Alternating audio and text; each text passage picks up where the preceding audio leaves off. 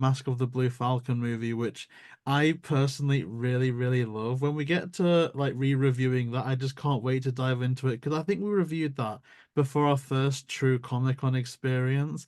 And now that we've been to say three or four, there's just so much that I could look back to and it's so relatable. Like Daphne obsessing over those collectibles is literally me anytime I'm at a Comic-Con with like Funko Pops and stuff. So I have to ask, because I know that you've been to quite a few Comic-Cons yourself, like were any of the the kind of tropes of Comic-Cons inspired by your journeys into Comic-Cons? And I guess what are some of your standout memories from going to like conventions?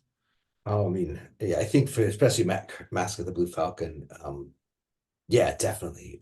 Was definitely a Comic-Con inspired story with a lot of elements and I love going to Comic-Con. I think especially early days Comic-Con for me was just like so like, oh my God, this is so amazing.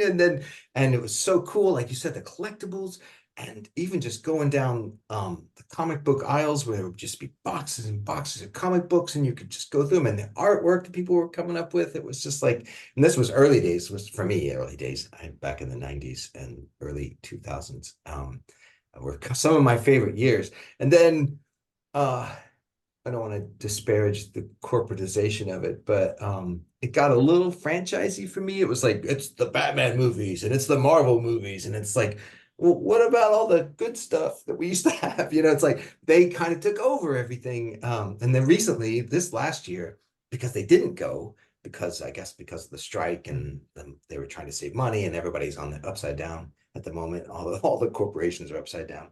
Um, they didn't go. And it was like, this year was just like those great years that I loved, where it was like, it's about the people, it's about the fans, it's about these collectibles, it's about people at home making art and bringing it and putting it up there. And you're like, oh my God, that is the most amazing poster of Captain America I've ever seen. And I love it. And I've got to buy it, you know, and I've got like a storage unit full of stuff that I probably shouldn't have. But it's like, you know, you see it, you fall in love with it, and you don't necessarily collect it because you think it's going to be worth something in the future. You collect it because you love it. And that's, for me, that's the Comic-Con experience that I love. And you're nodding your head. You probably agree. It's that sense of it's about the fans. It's always about the fans. And that's, for me, that's Scooby in a nutshell. It's like, uh, whenever you're doing Scooby, you always got to sort of think back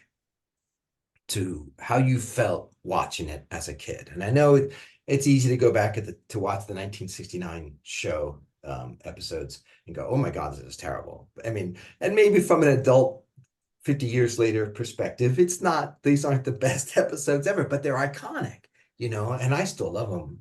But when I was a kid, man, those were the best, and they meant so much to me. And they were just like, if I was having a bad day, or there was bad things going on, and I could just watch Scooby for like two episodes back to back, which they would do sometimes.